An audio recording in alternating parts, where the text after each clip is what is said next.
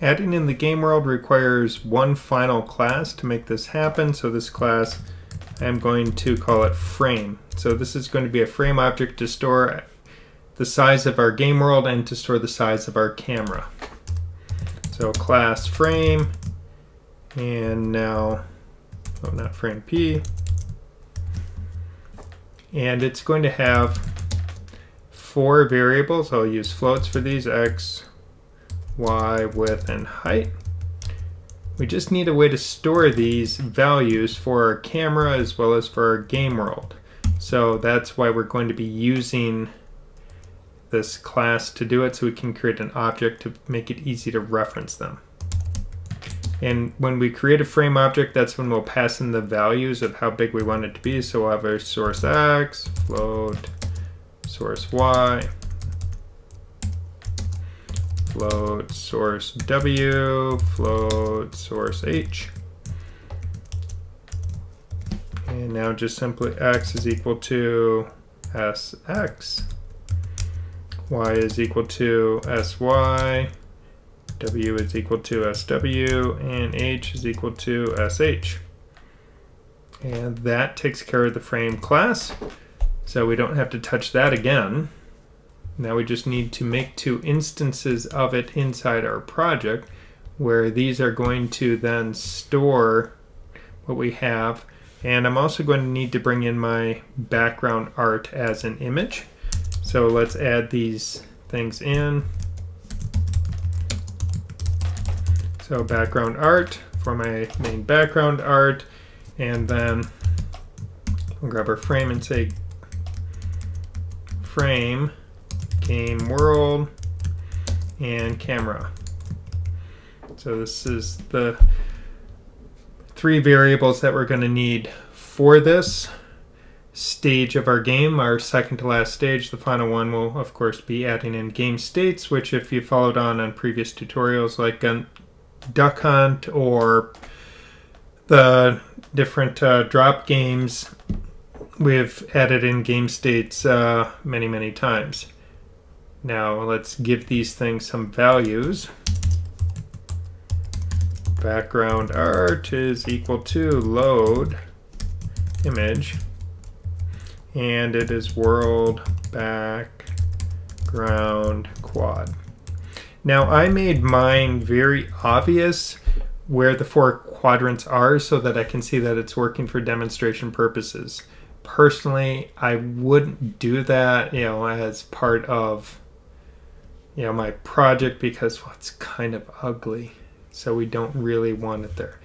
Now, we do have to, there's one of these times that we are going to need to define something. I can't just put it at the bottom. So we need to define our game world in camera instead of at the bottom.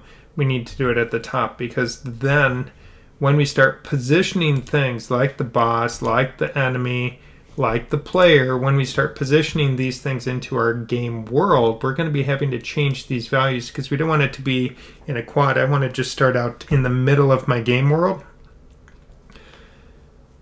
So that means I'm going to need to know what that value is first. So we're going to just go up at the top here. So after we have defined our booleans for movement, we're now going to define game world and the camera. Game world is going to be a new frame, and it will be 0, 0, and I'm making it the size of my artwork, 1600 by 1200. So that is now the size of my game world. And then my camera is going to be a new frame. This time it's going to be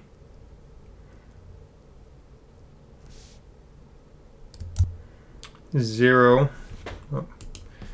0, 0, and my camera is just going to be the width of my sketch. And then it's going to be the height of the sketch minus 40, which is my UI bar I have at the bottom. So if you make your UI a different size Or if you have a frame, so you're doing a whole frame, top and bottom and sides, then these height and width values are going to be different for you. So again, make sure that you are customizing it based on what your project is. Now the camera X, we're going to start it out at we're going to say it is the game world X plus half of the game world's width, so that then finds the width, and then we'll subtract half of the camera's width. So we're effectively centering the camera on our screen right now. Game world dot W divided by 2, and then we subtract camera dot W divided by 2. Camera dot Y is equal to, and I think you can guess, game world dot Y plus game world dot H divided by 2 minus the camera dot H divided by 2. So we've set it so it's centered. Now, if you wanted your player so that if you could make it, don't want to do that.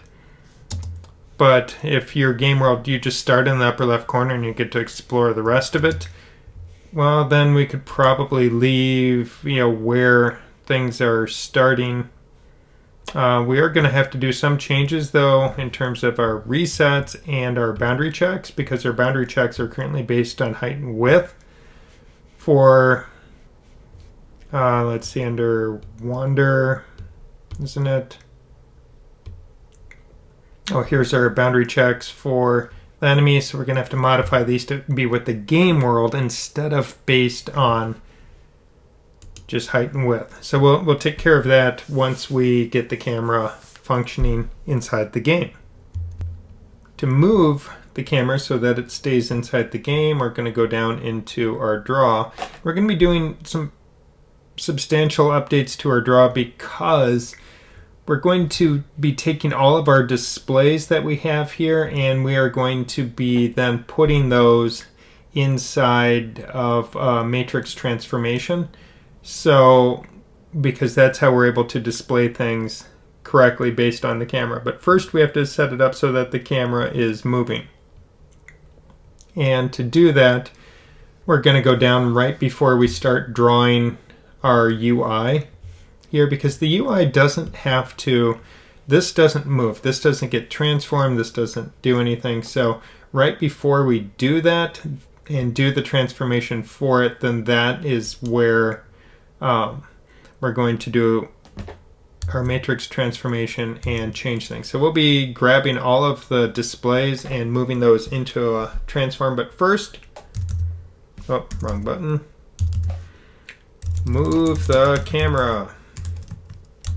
So the camera, as it moves, we're going to set the camera X equal to, and we need to round down because we need to get an integer. On this, p.x plus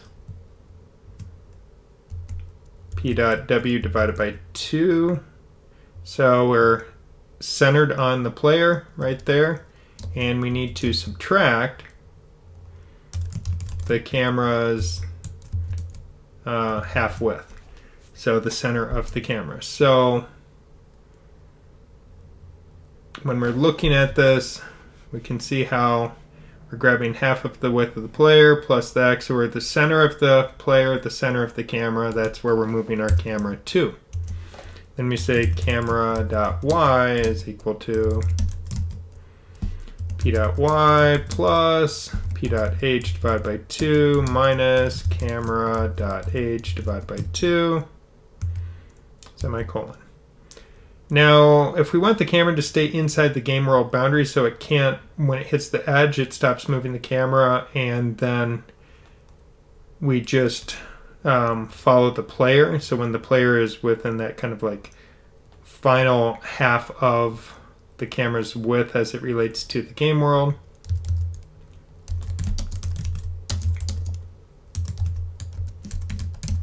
just put in a comment for what this is.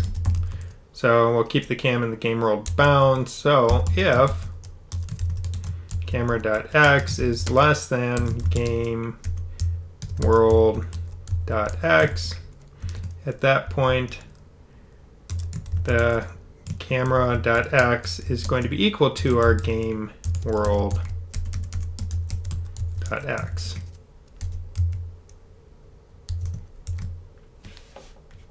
Now we're probably going to do the same thing for y, so I'm just going to copy paste and change that. Copy paste paste. Make sure you change all 4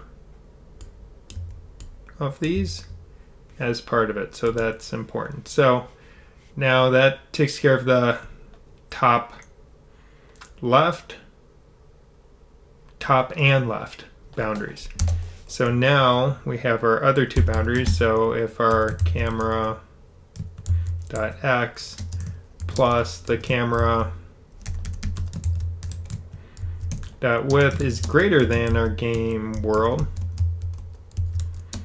x plus game world.w, then at that point our camera.x is going to be equal to our game world.x plus our game world.w, subtracting, of course, the camera's width. And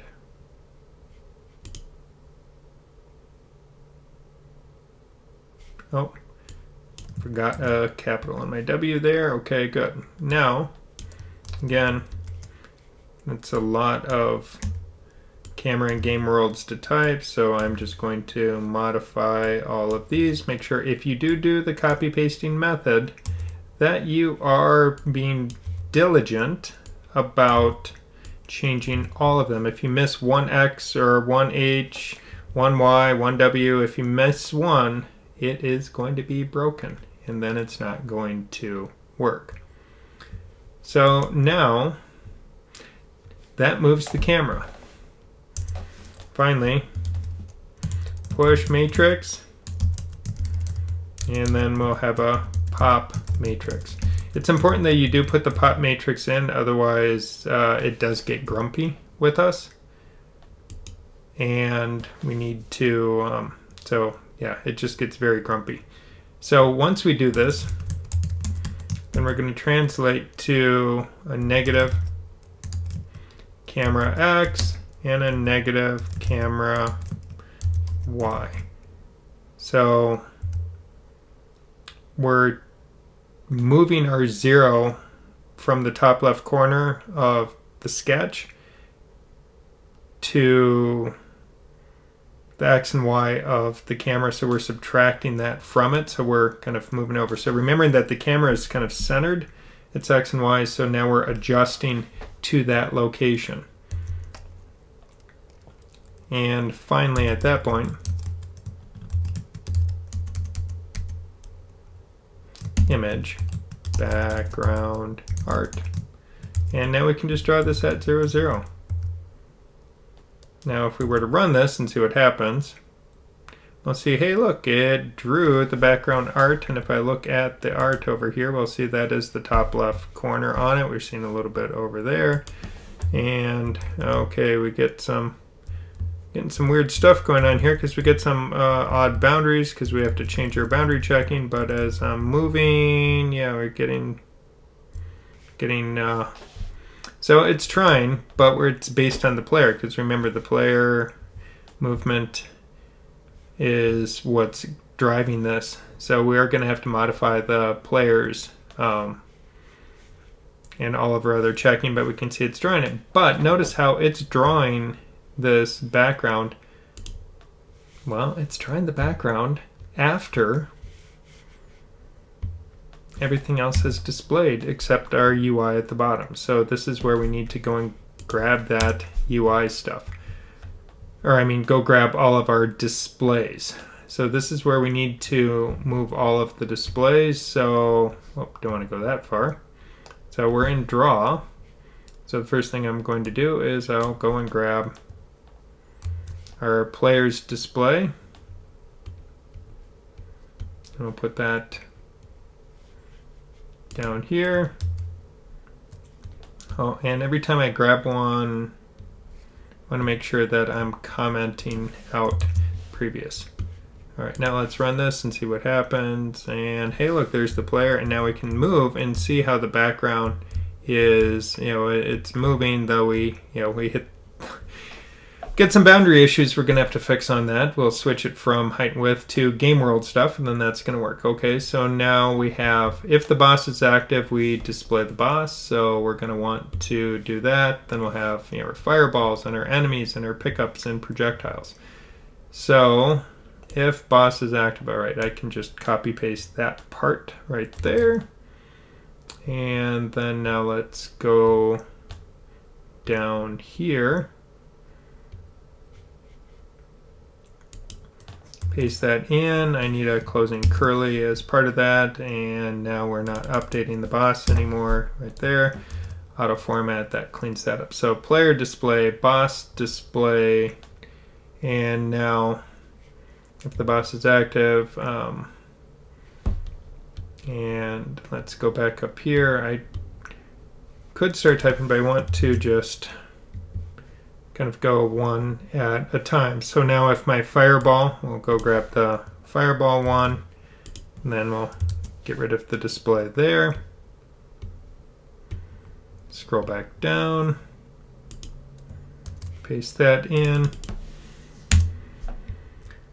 So that's the fireball. Now that we've done the fireball, the boss, the player, we need to do our enemies, pickups, and projectiles. And then finally the crosshairs. Where did I lose? Okay, so because we want crosshairs to be at the end. So that's why we're kind of just doing this in order here. So now enemies. So with the enemies, we are going to, again, need to, loop through it. So I'll just go grab that much of it.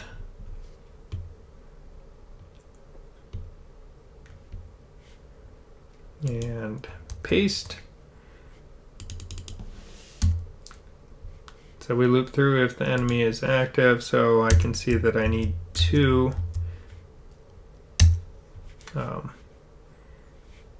closing curlies for that. So that ends the enemies. Then we need pickups and projectiles and crosshairs, our final three. So let's go find our pickup part here on display. So we go through right here, copy that.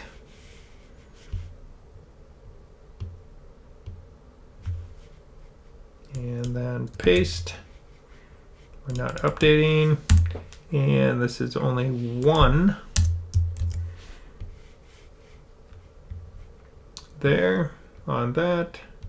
So pickups, projectiles. So copy, and forgot to comment out our pickup display. We'll delete those later on. But right now, again, I prefer to just comment things out so I know where something was originally. Except these, I know I don't need the update there. So this will be, again, 2 closing curlies as part of it because we have the if and the for. So we have the projectiles, pickups, enemies, boss, fireball, player, and finally we need the crosshairs here. So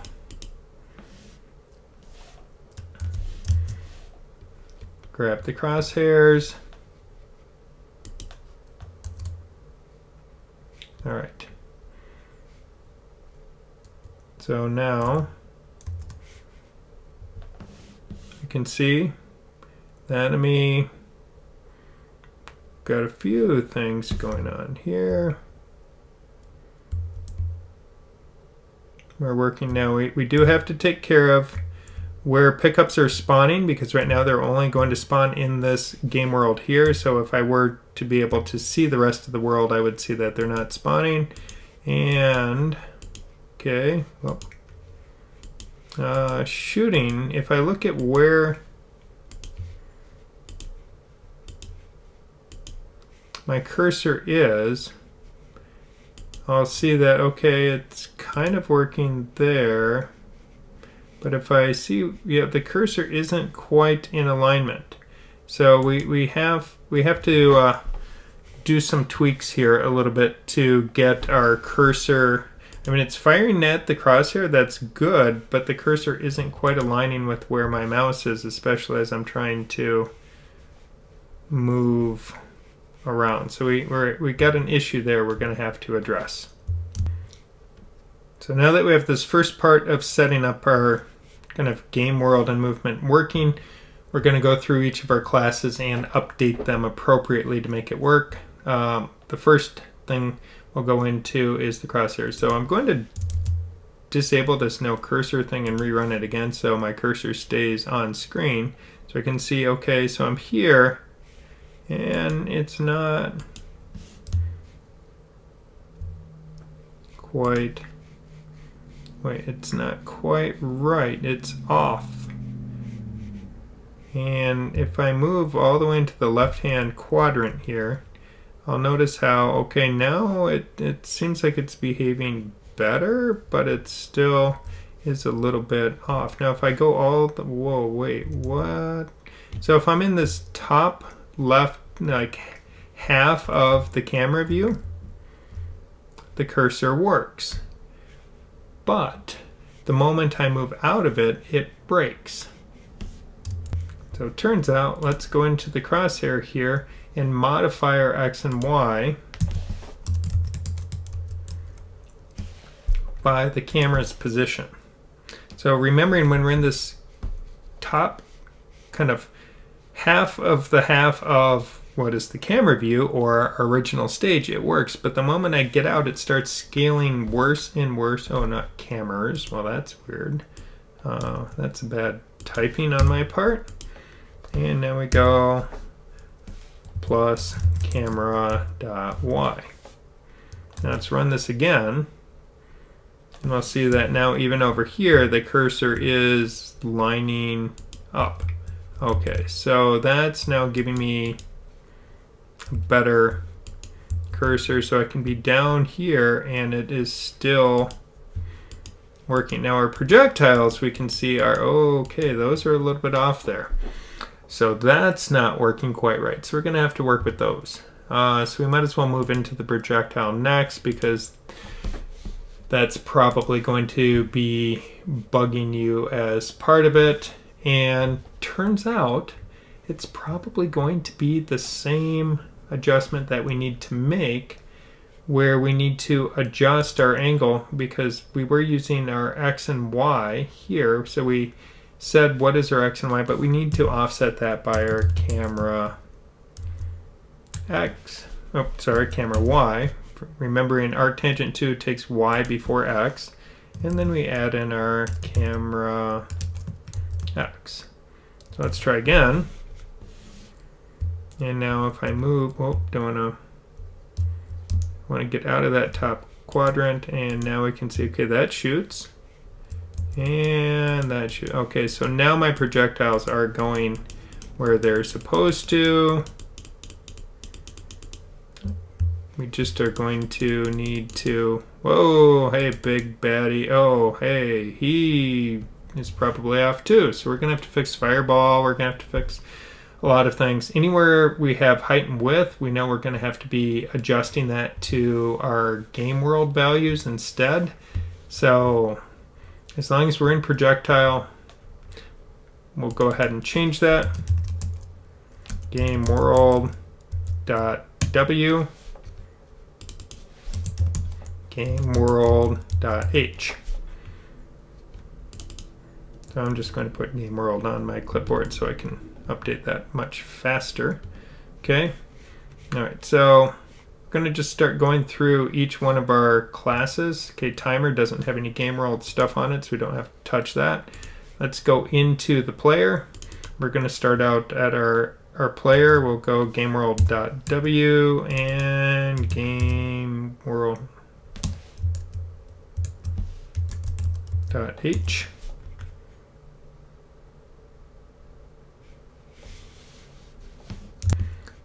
So let's just round these down.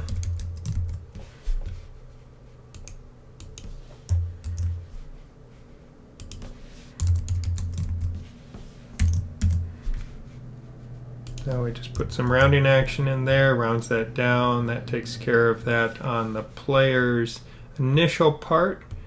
And then we're going to need to update the boundary checking on here. Reset. We will reset to game world height and width. And again, floor.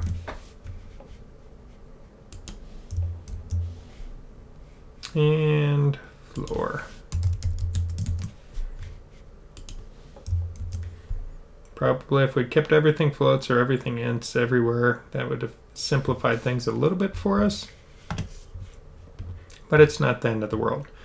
Again, so now we have our height and widths that we need to adjust here on our boundary check.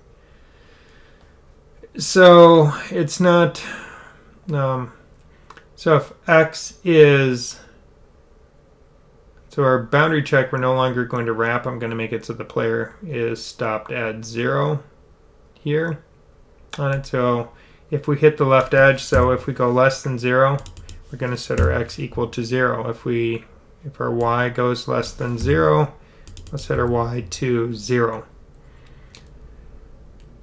Now if our X is greater than our game world dot W minus W, then we're going to set our X equal to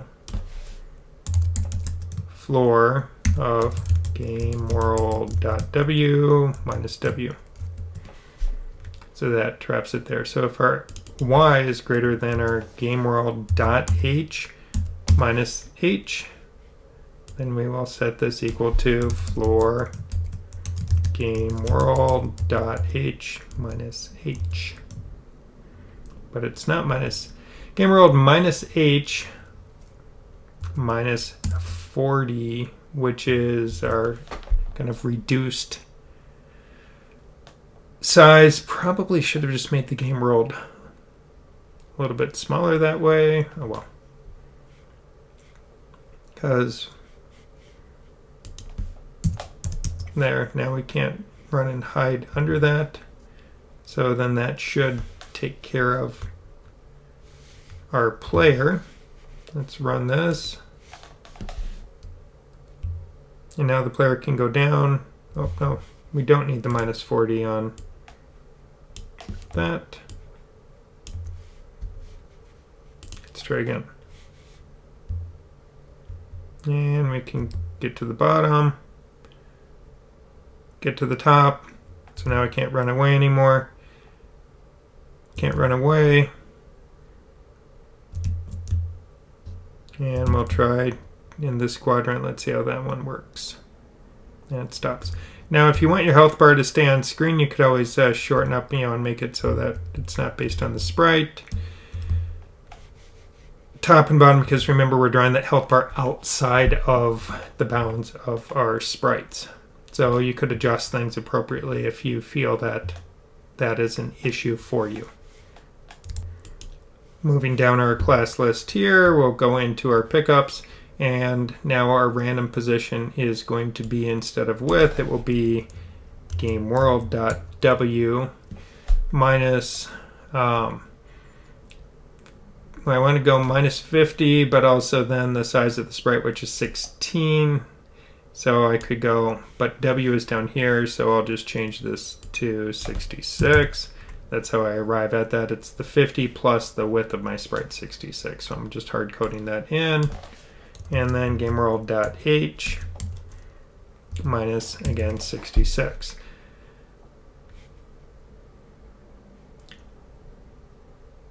Plus the 40, forgot, so 106. Okay, so that takes care of our pickups. Can now spawn in any random location. I just want to verify the player. I did have a reset on here, and now it resets it kind of into the middle of the screen. Okay. Okay, so that takes care of pickups. Frame we don't need to touch. Fireball, this one is going to take a little bit of love to clean this one up on it, because we have to adjust our updates in the Fireball because we're not using width anymore, but we're instead using game world width and game world height. So we need to put those in on the Fireball. Otherwise, that's all good. We just need to then modify again when we're doing our here, just like we did for the projectile, camera.y, and add in camera.x. So we need to add in those values. That takes care of that. There's no other so it's nice that you look for the pink height and width as part of it. So when we see these, yeah, we'll be changing those. But let's start up at the top. It's always a good place to begin on it when we're figuring out where we want to put it in. So this is going to be gameworld.w minus 100. And then, because I'm starting 100 in, and then add in the width of it. So that's 32. This is going to be 172 because it's 32 plus 40, and then game world.h. Okay, now we go down. Do we see any more pinks? Let's look for the pinks in here and see where we need to change those as part of it, and that would be under our reset. So when we're resetting these, then at this point, it's going to, well, heck. Let's just go copy, paste.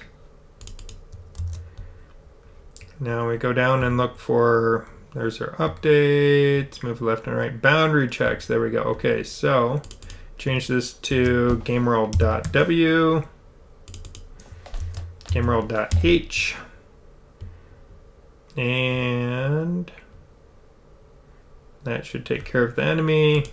Crosshair has been updated by the camera. Now we can go into the boss and we look for a pink width or a pink height. That takes care of those. Our reset, we put that in.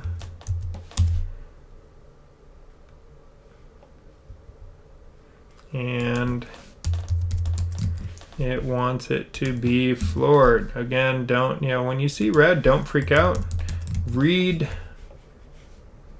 the code hint at the bottom. It won't, whoop, wrong. Punctuation game worlds. That will, reading the code at the bottom. Okay, well, now that I have those, might as well just copy that and paste that in. And that should take care of it. So now, hey, look, the enemy showed up down there. I can fire down into that quadrant. Now the hard part when we have such a big game, oh shoot, I can't run away anymore. Such a big game world is, oh good, I grabbed some health. And might as well grab some ammo, grab some more health as long as we're here. So the pickups are indeed spawning in random locations. Now if I go down here, all right, so I killed the enemy, but our boss didn't show up. Oh, boss did show up. He's been moving.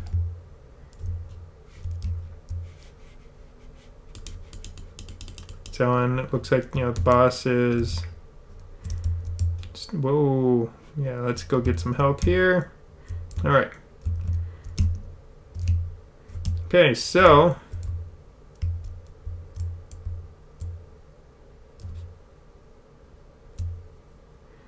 looks like everything seems to be working except the fireball from the boss because it's going in the wrong direction. Let's try again and see what happens.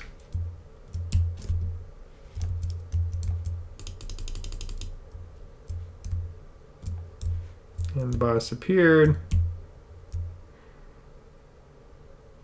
but the fireball is shooting the wrong way. So apparently we don't, inside the fireball, once we're using the camera, we don't want to put that adjustment in because that does break it. Now the accuracy, if we want the fireballs to be more accurately targeted at us, when we're rounding down, we're kind of limited. It cuts down on the precision of the angles. So we'll see first that this works. So let's kill our foe. And now we can see, oh, he's targeting now. I killed the speed on the boss. So we can see he's able to target, but kind of almost like 45-ish degree angle. So if we want it to be more precise, there is something that we could do on that. I'm going to go back into the boss and I'll let the boss actually start out with no speed, but then every time it goes to move, then we will bring back. So I commented those out while I was trying to fix the fireball issue. Okay, so we have this. Now, a version that we could use is if our Vx and Vy are able to be floats, then that works, but if we say float, we'll see we start to get some errors here on it. Well, what we can do is we can tell these we want them to be integers, so I will say int like this. Now let's go down, look for more red. We can see again more red here. And now the biggest issue we're going to run into when we do this is that it's going to be problematic on the copy. So I'm going to just separate this into a couple lines here because it's going to get a little bit longer. And what we have to do is go int parenthesis, close parenthesis around each one of these. So what I'm going to do to kind of speed that up, we'll just click there, put in all of my closing parentheses on those values, and then go back here and paste in the opening part, and all the red goes away. Now what I can do is eliminate the round here. So now we're able to have a more precise angle that we're working with. So I think I saw it over here. Let's go.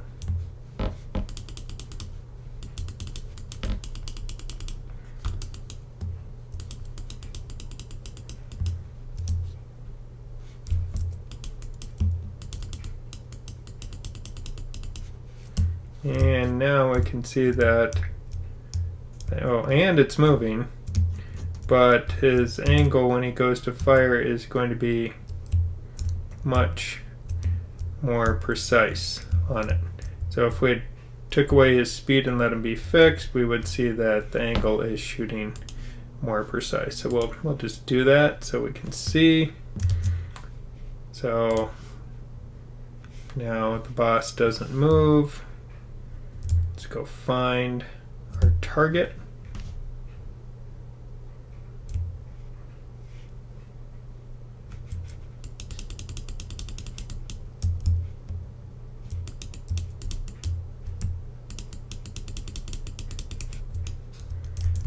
And now with the boss not moving, we'll see that if he fires, it goes to exactly where I am. So I have to be much more aware of the shooting, so it does make it more precise. So that fixes it. The key thing is we don't adjust the fireball for the camera's X and Y on it like we have to do for the projectile, because the fireball is a game world thing and we're not adjusting the camera in relation to like we are with the player in its starting position there. So eliminate that and it works. If you want to set your fireball up and make it more precise, or whatever your boss's is shooting at you, certainly think about switching from ints to floats. In the final step, we will add in game states. I would challenge you to try and do it on your own if you followed along on previous tutorials. Good luck and happy coding.